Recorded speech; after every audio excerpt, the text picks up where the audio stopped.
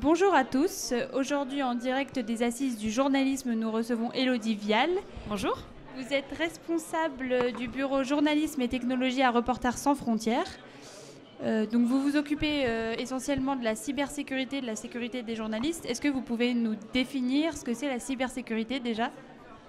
Alors, c'est tout simplement la sécurité en ligne. Lorsque les journalistes travaillent, ils peuvent être surveillés.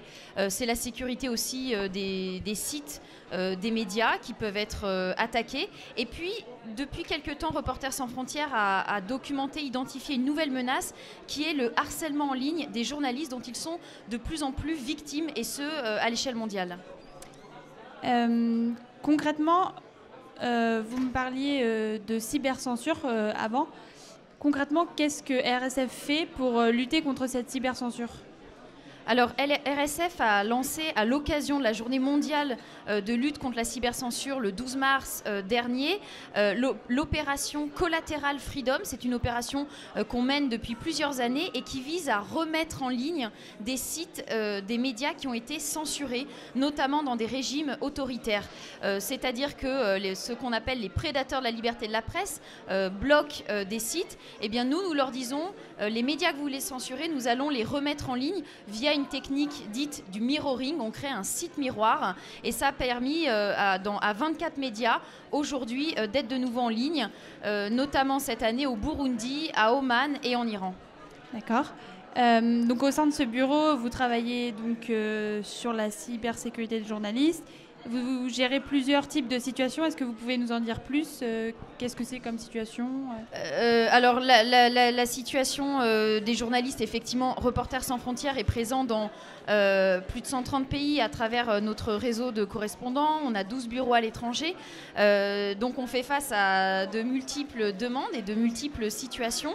La question de la surveillance, par exemple, bien ça, c'est des choses, on organise des formations en cybersécurité. Ça peut être des choses toutes bêtes, mais si vous ne mettez pas de cache sur votre ordinateur portable, c'est pas une bonne idée. Si vous n'utilisez pas la double authentification pour vos mails, ce n'est pas une bonne idée.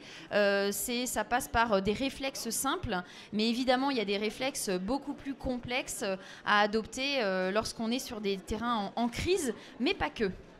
D'accord. Et pour finir, quel conseil vous donneriez à des journalistes qui sont victimes de violations de leur liberté sur Internet lorsqu'ils écrivent sur des sites WordPress Alors, en termes de violation des libertés, nous, aujourd'hui, on estime, je vous parlais du cyberharcèlement, que le harcèlement en ligne des journalistes, c'est-à-dire le fait d'aller insulter un journaliste, d'aller le traiter de journalope, de merdia, puis d'aller retweeter ça des centaines de fois, comme on le voit en France, et puis dans des régimes autoritaires. Là, c'est prostitute, traitors, enfin, vous avez toutes les insultes possibles et imaginables, et ça, effectivement, on dit c'est une menace nouvelle, c'est une manière pour les prédateurs de la presse de faire taire les journalistes en les décrédibilisant, en lançant des rumeurs sur eux.